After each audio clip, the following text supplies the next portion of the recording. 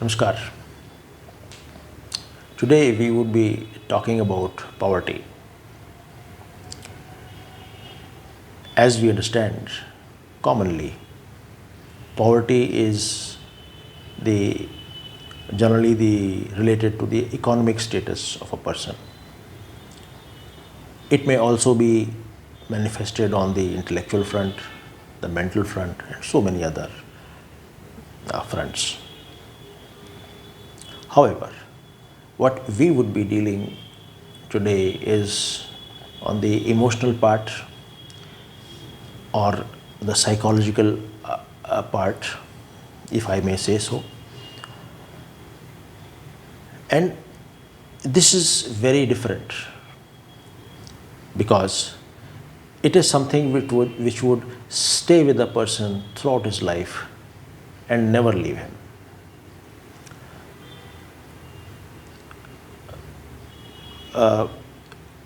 A person may have a lot of wealth, power, name, fame, wealth, etc. Yet he may be suffering with a vacuum or a feeling of insatiatedness within on the emotional front. But on the contrary, there could also be a person who may be of very moderate means but highly satisfied on the emotional part. We all know this, but it is very difficult to start off practicing. And here it has been my own a personal experience which I feel would be pertinent to share.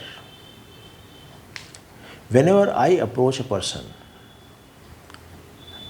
and I have to deal with him,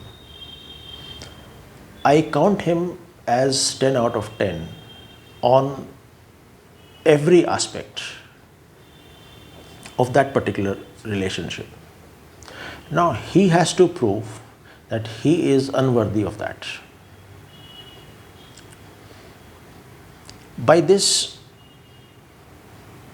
approach, I have applied this throughout my life. Many times, more often than not, it has been abused. And I come to know. But it is this approach which has given me some really very good friends and a feeling of that emotional satiatedness which is beyond description. There's a small example which recently took place, and generally people do not do it.